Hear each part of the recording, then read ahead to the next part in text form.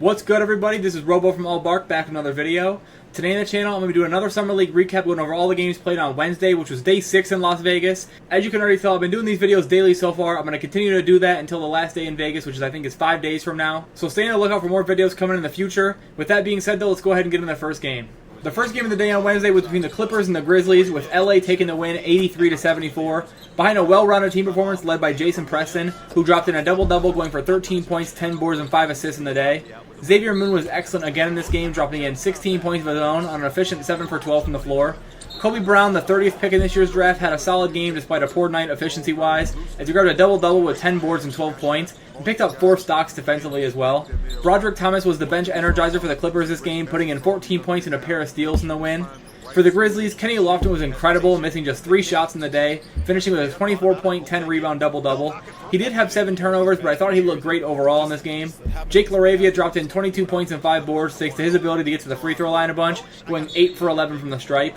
G.G. Jackson struggled big time in this game, going just 1 for 9 from the floor for 2 points across 22 minutes of action in the loss. Not just for the players and the officials, the coaches on the sideline trying to prove this. That is maybe the most important shot you've got to have in your bag. Oh, what a cut and a finish for the 25 games until he gets back.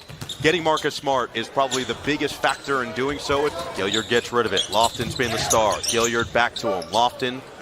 Oh, that's sweet. Oh, intercepted by Moon. 3 seconds left. Get it up ahead. Miller to the basket. Gets it to go. More size advantage for LaRavia. Swinging around the horn. Hoover the 3. Bottom. Kick it. Roddy. Fake. Into the paint. Outside again. Open look. And Lofton boards. Make it 18-8. Oh, good cut by Roddy. There you go, big. Funny is, Draymond Green was just on Paul George's podcast P, and they were talking about it as a Hall of Fame career. And Kobe Brown has got the frame, he's got the skill set. Now it's about, let's not forget about where you go and how important that is as LaRavia. You're getting older now. That's 4-year, $222 million. Let me say one more. Thomas, up and under, puts it. Leave it for Moon, working on the big man, Hurt. Pull up from the mid-range, that's his. Put out a video recently. They ask the players to rate their Riz. Are you familiar with what Riz is? For charisma.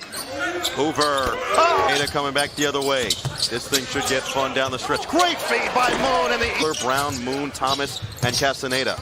Moon, the shake and bake.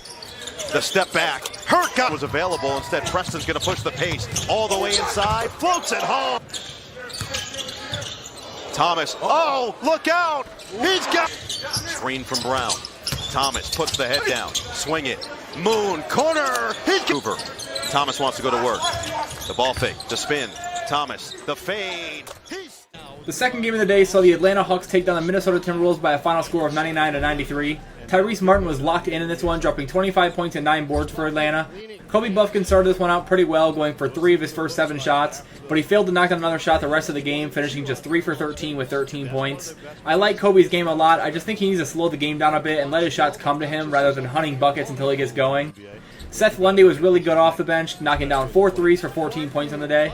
Mohamed Gay went a perfect 7 for 7 from the free throw line, putting up 11 points and 6 boards, while also swatting away 2 shots on the defensive end. Vic Krejci led the way as a playmaker in this one, dropping 6 assists for Atlanta, and Brandon Williams was stellar in the loss for Minnesota, dropping 23 points and 4 dimes on 57% from the floor. The same can be said for Leonard Miller, going for 18 points of his own and picking up 3 blocks, playing some really strong defense throughout this game.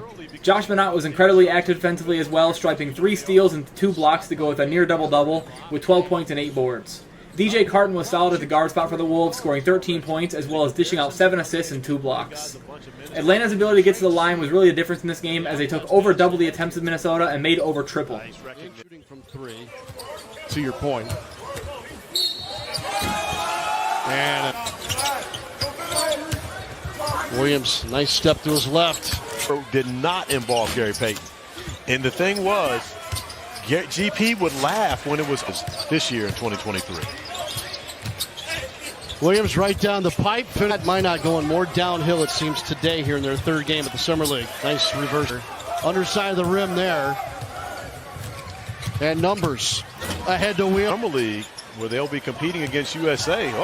It's time to get up now. Minot! When you think about the influence that the Spurs have had on so many different organizations, you see that in it. For them both averaging 20-plus points, 6-plus assists as Lundy, and now Atlanta does. Wait a minute, if you're going to start talking about Atlanta roster, you absolutely got to talk about my great pass. It was, and I thought for sure. Plodchik showing force. The vet, obviously, for Minnesota in this situation. Wait. Did not play in the first 2 games here in Las Vegas. Pass fake in a crowd, almost a turnover. Good swing out there. Minnesota with a big comeback. They're down 11 at the half, I believe. Bowen out of the corner against the Denver Summer League team. Nice pass to the dive. Has been the answer, especially in this second half for the Wolves. Well, they can still play. Nice crossover. Williams splits 2 and off balance, but To make a play as the shot clock gets. another soft in the rim now. Are not. And Miller with a collision at the rim. Fall back there. A little lean, not quite a flop. Well, also appreciate the fact that no flop was called. Yeah. Knockdown 3-point shooter. You've got to be able to space the floor from beyond the arc. Light lead for the Hawks. Williams drive and kick. Miller open 3. But Brandon Williams still in action. Game 3 is between the Warriors and Mavericks, and this game took us to the first overtime game of the summer with a new OT format, which is first to 7 points in overtime wins, special for this summer league. The Mavericks snuck out with a win on a dunk from Braxton Key, winning this one 98-96. For Dallas, Jaden Hardy led the way with 21 points, but man, it was a struggle to get there as he had 19 attempts and missed 7 free throws in the night, and he wasn't really creating any looks for others in this one. I think performance of the night has to go to Omax Prosper and Mike Miles. Omax dropped in a 17-point, 10-rebound double-double, getting to the line at a strong rate throughout the game, and Mike Miles was very good as he got the start in this one, going off for 19 points and 4 assists, as well as 3 stocks. Derek Lively had a great game as well, going for an 11-point, 10-rebound double-double that also included 2 blocks. And as I said, Braxton Key was the man with the game winner, and defensively he was locked in, recording 4 stocks on the night. Lastly, it wasn't a strong night from Jelly Walker off the bench, going just 1 for 9 from the floor in the win. For the Warriors, Lester Quinones was the main contributor, dropping in 29 points thanks to 11 free throws and some timely buckets. He also dished out 5 assists and grabbed 7 boards in the game. Reggie Perry had maybe the best game of any Warrior, dropping in 20 points and 17 boards. Yes, 17 boards. Guy Santos put up a double-double himself as well with 17 points and 10 boards. Unfortunately, Brandon Podziemski had a nightmare on the scoring side of things, going just 1 for 10 from the floor, but he dished out 7 assists and was strong rebounding the ball as well. Oh, look out. Dallas the other way quickly. Great feed inside and lively. Tap, and it looks like Reggie Perry's going to come in for him quickly again. Davis lets it fly. And Rookie transition program, Ray Allen told that same story. A rookie shouldn't. hanging around, got it back to within 5. Hardy, pull up, pop, book it. Start making calls, trying to get in the second round, find a way to get him. And we were able to do that at 57. And I really like the way he's improved his passing over his college career. And that's something we really value with our big men. Going to New Orleans at the time, they fit the exact role that the team required. Having trust from your coaching staff. Lawson on the takeaway. Lawson on the finish. Perry, great extra pass. Podziemski outside. Quinones takes the time, and it pays off. Theo Pinson. We talked about being the best teammate possible. Put that final step on the throat. Santos goes down, picks up his headband, but it's too late. They're up to 15. Only 1 second half turnover for Dallas. That's a clean look, and it goes down. Kalsher, he's been trigger happy the last couple possessions, and rightfully so. That's why. Unless you got a clear-cut layup, no, give it back out for a 3. To make the darn free throws. I would love if there was a player's chick. 7 to shoot. Miles drives. Miles. Oh! The drive. Podziemski. Kick out. Open. Davis for the tie. Bottom. For Hardy. Feels like this is his game to take over. He's got 17. Give him 19. Davis finds Podziemski. Oh! Rejected inside. Prosper the other way. Working on Santos. No! Braxton Key has won it. Game 4 on the night provided another tight finish as the Pistons got off to a fast start, but then a major Raptors run shifted the game into a 17-point lead at one point, in which the Pistons managed to erase and steal the victory 94-90. This was just a phenomenal two-way performance from Ausar Thompson. He was dominant defensively, grabbing 4 steals and 2 blocks, and deflecting several passes and shot opportunities that don't get recorded on the stat sheet. He also dropped in 17 points and 9 boards as well in the night, including knocking down a triple, showcasing a bit of range to his game that definitely needs to be developed a bit. Marcus Sasser had an off night shooting-wise, but he looked solid defensively, picking up 2 steals, including one that gave the Pistons a lead late in the game, to go along with a 15.7 assist night. Jared Rhoden, the Pistons' two-way wing, had a solid game going for 18 and 8 with a couple of steals in the night as well. For the Raptors, Grady Dick was excellent in the loss, finishing with 22 points, 7 boards, and 3 assists, despite his deep ball not being as effective as he wishes. Moses Brown was a fourth down low, swatting 3 blocks and recording 13 points in the night. Mahamadou Gueye played a really solid game in this one, going for 15, 7, and 3 on just 8 shot attempts. Ron Harper Jr. struggled early, but he had a little run of dunks in the game where he started to break out, it looked like, but he finished with just 12 points. Lastly, I thought RJ Nembhard looked great off the bench with 13 points, and Marquise Noel just couldn't do anything offensively up against Sasser and Thompson defensively, shooting just 2 for 13. And his roll of... All right, coming up on the under 3 break. Here's G going the rack punch. And Rhoden, who started hot, nothing there. Thompson tip follow won't go. Turns back up into contact, missed that. Up strong again, and finally at 4-point lead, trying to get a stop. Thompson, mid-range, off the elbow.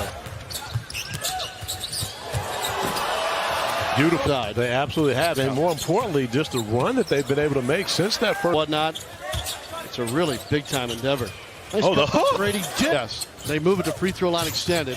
Thompson, of course, deep 3. Bang at the horn. Troy Weaver, the general manager, joins us table side. Grady Dick trying to lob it up to Brown. And a shot blocked by... Crooked numbers are better than zeros, right? Oh, okay. Yeah. Oh, with 1:40 remaining. There's the stop. Thompson. Here comes the score. Too easy. Oh, and they're going to try. Great hand. Clean pick. Sasser to the rack, lays it in. Like the majority of this fourth quarter. The next game of the night was between the Thunder and the Pacers, with OKC taking the dub 98-87 behind big-time games from Chet Holmgren and Ousmane Dieng.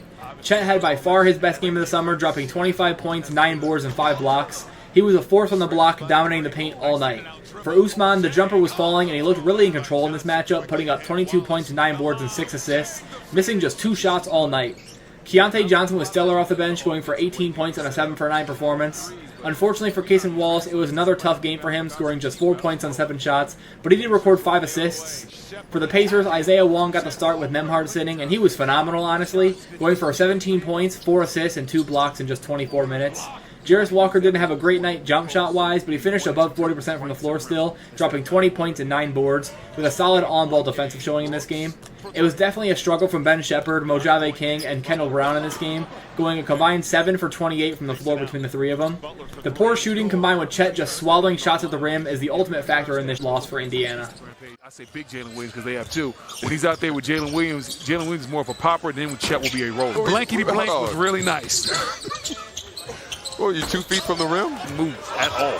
Then gonna have to try again.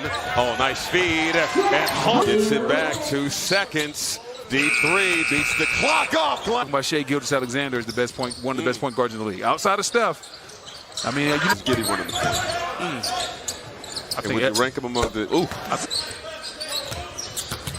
This is Jang. Oh, stopped on a dime. Pass that ball right there. Butler gonna take it himself. Once the ball got in, you were black hole. Oh, the throw down. Thunder running. Jang leaves it for Williams. And that score should read early, but Sheboy clears. Ethan Thompson driving. Nice step through. Dunk, and then you give up a dunk the other way. And there's a lob from Wong trying to get past Butler. The kick out, extra pass. Water to second. Shot clock winding down for the Thunder. Inside Holmgren, that's what he's been asking. Butler, oh, nice behind the back. Driving, hanging, and scoring. What they say, you reach out. And he got the steal and puts it in. Gets it right back. Nearly lost it. Shepherd for 3. Goal. There's that switch again. Dang, a lot of dribbling and court. Pacers running the other way. Walker runs it down and finishes. So once you get to the 3-point line, pick up your dribble, as we see him catch it inside and finish. And there's Holmgren again. Third straight strong game for Jarris Walker. A reason for Pacer fans to be excited. In the next game of the night, the Knicks took down the Magic in another overtime thriller, 82-80, thanks to Jalen Martin's tough finish at the rim. Charlie Brown Jr. was the leading scorer for New York tonight, scoring 19 points and blocking 4 shots. Jalen Martin was the hero, putting up 12 points and 3 assists and 2 blocks in addition to his game winner. Trevor Keels struggled to score the ball yet again, going 4 for 13 from the floor and just 1 of 6 from deep. Lastly, QJ Peterson came off the bench just firing shots up, taking 18 shots despite only making 6 of them. But he was super active in this game, doing just about everything on the floor, grabbing 9 boards and dishing out 5 dimes in addition to those 16 points. For Orlando, this was easily Jet Howard's best performance as he struggled late, but he started off 7 for 12 from the floor and finished the night with 22 points and both a steal and a block. Quindary Weatherspoon had an up-and-down game as he shot the ball really well for 17 points, but he had 7 turnovers, which really ended up costing the Magic.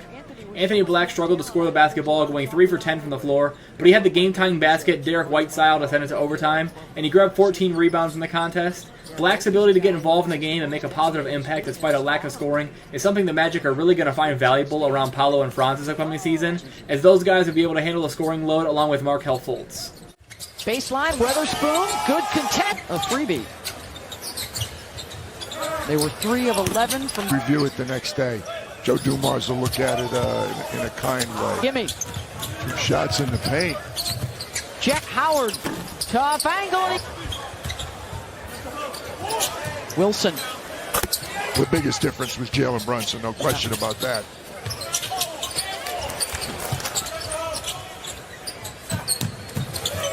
Campbell. And they just turned it over. Beth, they had 8 turnovers in the third. 5 unbeaten to start out the day, led by Cleveland and Houston, who are both 3-0. They already... 2 games as kind of warm-up games before they got to Las Vegas. Brown with the nice look. Jalen Martin. We got a bunch of guys sitting on 9. Balanced. Weatherspoon got... Here's Keels off the fake. Skip pass. Got it on the inbound. They do get it back to Charlie Brown Jr. He hands it off. Final seconds for Jet Howard. Step back 3. And it in and out and kicked back up. Keels. Brown blocked by Wilson. Here comes Weatherspoon the other way. He'll take it to the right side. Rebounds and the worst to miss, the long. What are we doing? Peterson. Now can the Magic make him pay? Howard. Good as. Ooh, boy. Almost a foul there. Yeah. Martin on the drive. Got it. And the Knicks win it in overtime. The next game of the night was between the Utah Jazz and the Denver Nuggets, and the Jazz picked up another win by a final score of 96-91. Keontae George suffered an ankle injury in this game and left after just 10 minutes of action, recording a big-time ankle breaker and finishing with 6 points and a pair of assists on the game. Ochai Agbaji again didn't shoot as well as he can, but he wasn't too bad tonight and finished with 14 points, 7 boards, and a couple of dimes, despite also leading the team with 5 turnovers in Keontae's absence. Luka Samanic shot pretty well in this one, putting up 14 points and 7 boards as well, on 50% from the floor. Micah Potter was fighting on the glass all night, securing 10 boards in his 23 minutes of action, and Nick Ongenda came off the bench and got some buckets down low, finishing with 11 points on a 4 for 6 night in the paint. Colby Ross was the fill-in for Keontae off the bench, and he had a poor night shooting the rock, but came up with 11 points off the bench and looked solid on the defensive end.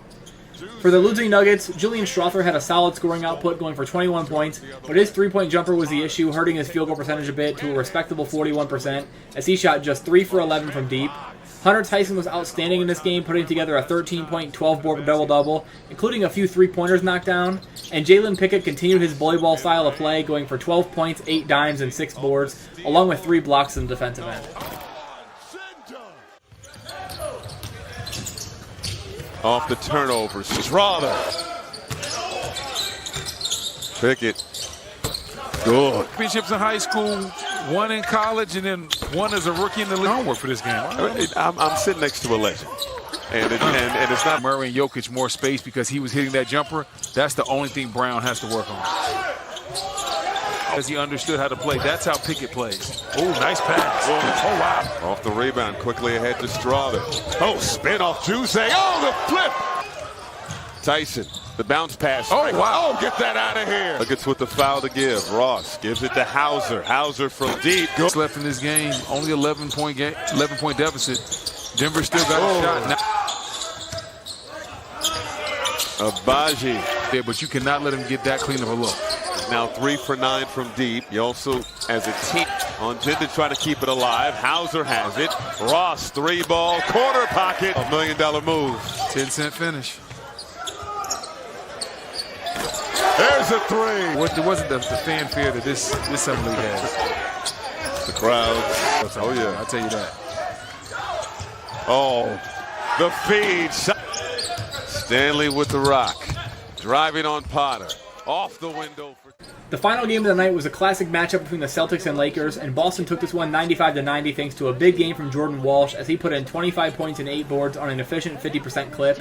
Jay Scrubb made his case to be inserted in the starting lineup next game as he continued to be one of the best players on the floor, scoring 18 points and dishing out 4 assists off the bench in this one.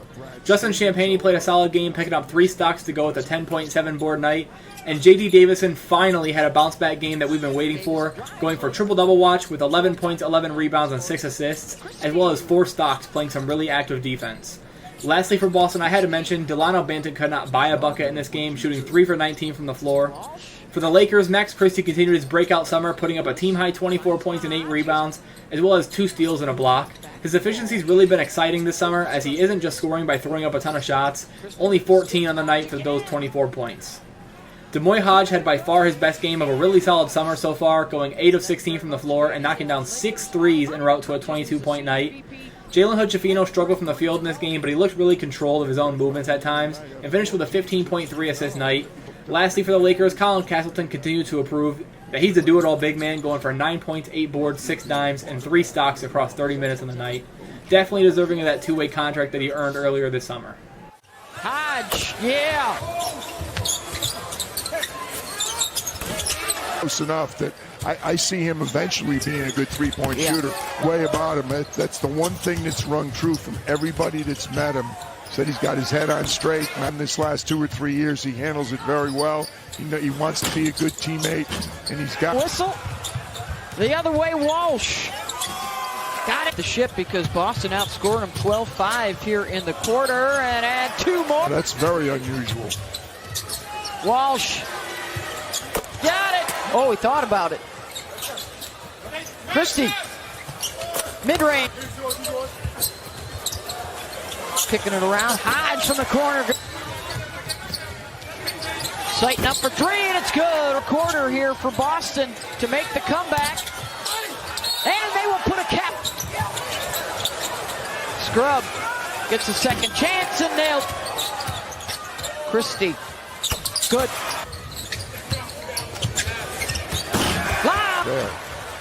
Got to be higher than that.